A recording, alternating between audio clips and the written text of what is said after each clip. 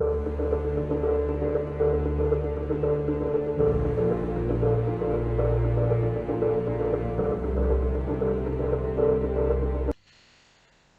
what's going on, everybody? This is DC Explained. I am the host, Nate Ropa, and today we are going to explain or read a story about Starfire. Now, this is not the typical DC Comics character Starfire that's from the Teen Titans. This is the first, which I believe is the first female character to hold the name of Starfire before, the actual Starfire joined the Teen Titans. This Starfire is not a Tamaranian, but is a human that lives in a world where humans are enslaved by a much more superior race, which I will be butchering the name because I'm bad at these alien names DC came up with back in the 70s and stuff like that. So clearly, from this photo, from this photo of the comic page, you clearly see that this is a world made of war, because humans are enslaved and these alien creatures control the world now. But you see Starfire starts off the story, and she's being attacked or something, and this mysterious man with a sword saves her life, tell her go through a metal door. This man is now going to,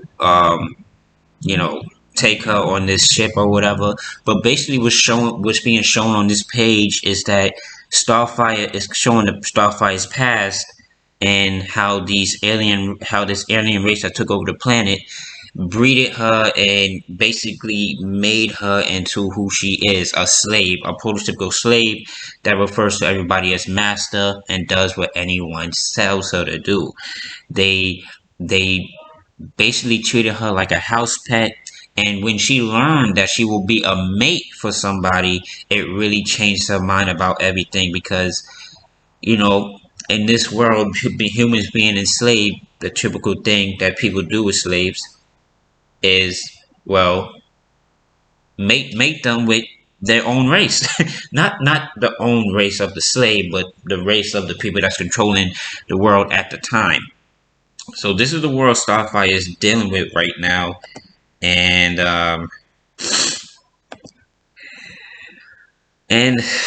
she winds up running away, which is why the guards or whatever, the aliens were, I'm gonna just refer to them as aliens because their actual name is, I'm just gonna butcher it, but the alien race that took over the Earth or whatever, she ran away from them when she found out she would be a mate.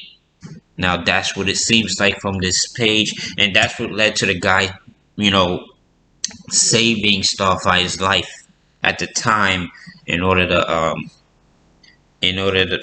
for them not to capture her. Now that's typical. Slaves usually want to run away because they don't. Sometimes slaves get the courage to run away when they find out that we only be used like a mate or something. After he saves her, like I said, they get into this type of flying ship, and when she refers to this guy named Dagon as master, he's like, "No, I'm not that type of guy. I don't wanna. I'm not gonna do that to you. I'm not gonna treat you like a slave." And then he basically like, okay, she's gonna need some help being her own person, so he trains her in archery, trains her in swordsmanship, trains her in combat, and basically tell her, "Look here. You just have to learn what's going on in this world, Starfire, because you're basically brainwashed." And what he tells her is there was like this war going on Earth, and basically his side, the side Dagon was on, Dagon being the guy with the purple hat and the purple outfit and the sword that saved Starfire's life, Dagon basically, his side that was fighting in this war between humans and stuff like that brought these, creatures, this alien race from a different dimension into Earth to fight for his side.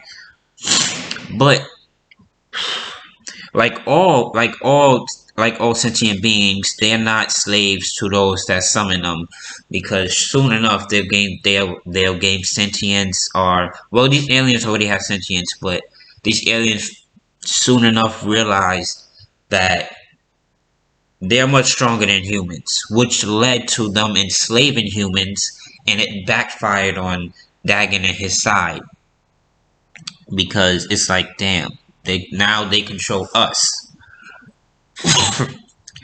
uh, which is kind of because humans like to control others. We have our own history of slavery and stuff like that. Um, but yeah, humans will be fighting each other in a war between the aliens and another side that fights against them. It's kind of yeah. So basically, that's how humans became enslaved, when they summoned these creatures to fight a war between them. Um, I'm still not gonna say these creatures' names because I'm gonna butcher the hell out of them. Um, but yeah, she winds up, you know, getting attacked by this creature after the story is being told to her about what happens to humans, and Dagon winds up taking it out and stuff like that, and these two share a romantic moment, because for the first time, someone that's not her slave master is treating her nice and whatnot, and that leads to romantic interaction between two people when you treat somebody a different way that nobody else treated them. Um, but when she goes out hunting or something and leaves Dagon by himself, she comes back to the campsite or wherever they was, and Dagon winds up getting, taken.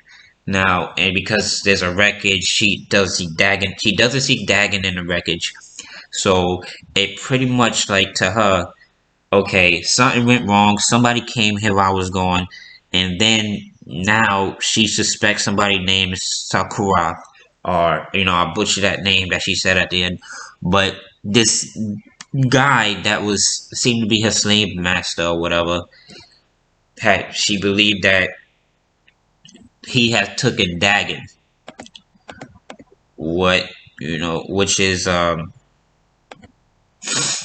why she goes to the castle or wherever where she once was, and she tried to go find him, which she does find him, but he's in a kind of bad state.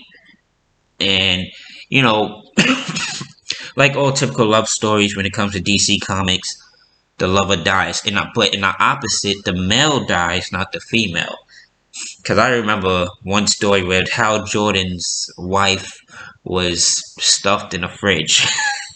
And I know I'm not supposed to laugh at this moment, but it's like, that was pretty fucked up. But yeah, Hal Jordan's wife got stuffed in the fridge. But yeah, but this is the opposite. The male dies, and then now she wants revenge, because now she feels hurt, because this was the first person she loved, the first person that treated her nice, and now he's gone.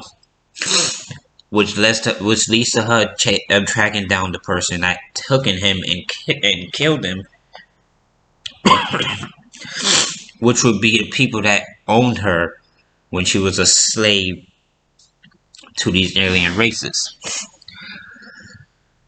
But she winds up freeing all the prisoners, all the human prisoners. So all the human prisoners revolt against them, against the slave masters, and pretty much she confronts this Sakarath, who I think I'm butchering his name, but she confronts this Sakarath, and she winds up defeating him in battle, avenging Dagon's death.